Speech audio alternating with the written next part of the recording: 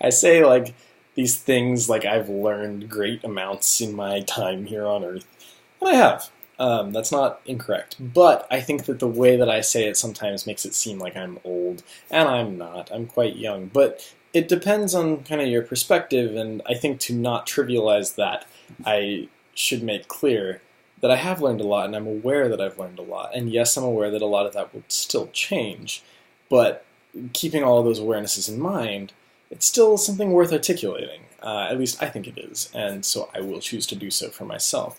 Um, in high school, I had lots of teacher figures, right? Everyone does.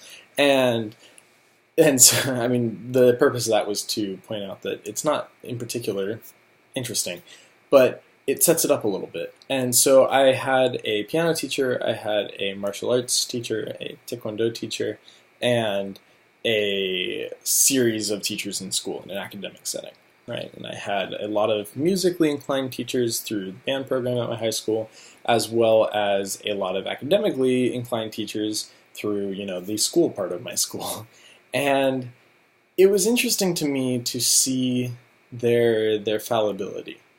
And while I would imagine that is taken fairly insultingly, it's not intended that way.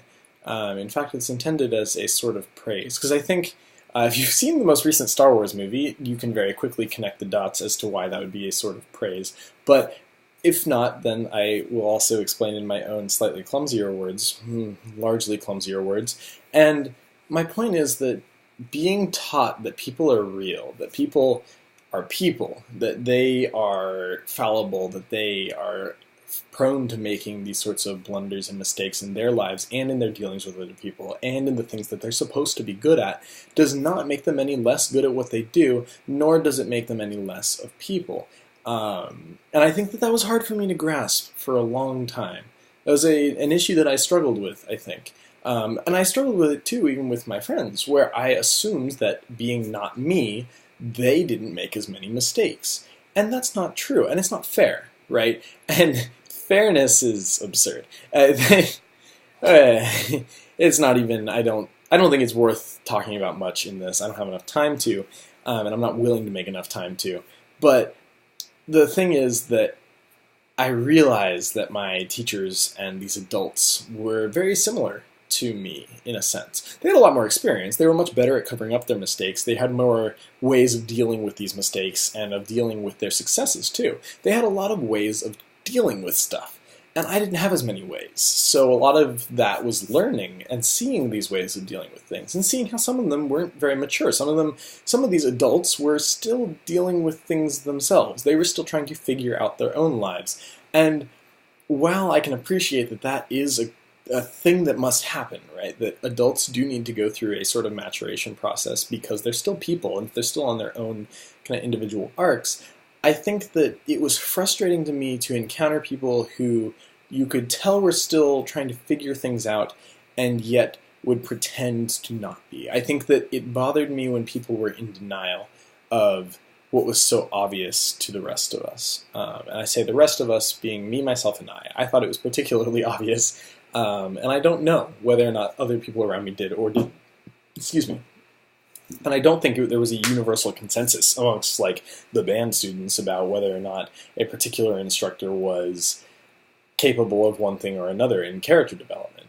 And so I think that this was a very weird realization to me that it wasn't deterministic and that adults were still developing almost as much and as rapidly as we were. The only thing was that they had a little bit less accountability for it, right? Because, if I made a mistake or one of my peers made a mistake, the consequences were fairly swiftly doled out. It was pretty apparent to everyone that that mistake had been made, and it was quick to be amended, hopefully. And I used to think that this was absurd, right? So I was in some position where I was blamed for a lot of things, and some of them were true, and some of them were not, and some of them were just interesting. And I remember feeling so irritated that this could happen, right? So irritated that my intent did not matter. That even if I thought I was trying to be a good person, that was almost irrelevant to what was going on. I thought that was so frustrating. How could it be that what I wanted to have happen didn't matter.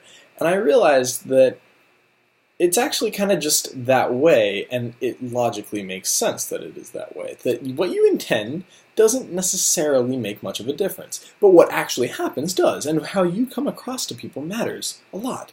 And it matters a lot more, I think, than your intentions, right? And that is to ignore a lot of subtlety that happens behind the scenes and the other consequences of your intentions, right? But ignoring those, deliberately ignoring those, your intent when you're discussing with someone, when you're talking to someone or at someone, isn't necessarily all that relevant, right? If I call you an imbecile, whether or not I meant that kindly or not, it has a similar effect. Now, there is the nuanced part of that, where if I say, oh, you imbecile, that can be taken relatively well if you're a good friend of mine, or particularly poorly if you're an incoming freshman and I'm a senior. And I don't say that with some tinge to my voice as if I had done that before, because I like to think that I was, well, never mind. But I say it as a way of making my point, right? That you can do the same thing and have different reactions based on your intent, but generally speaking, your intent doesn't really matter that much. To the general audience, if you were to speak that same sentiment at them, your intentions don't matter quite as much. And I realize, too, that adults in particular, when dealing with children, don't care that much about your intent.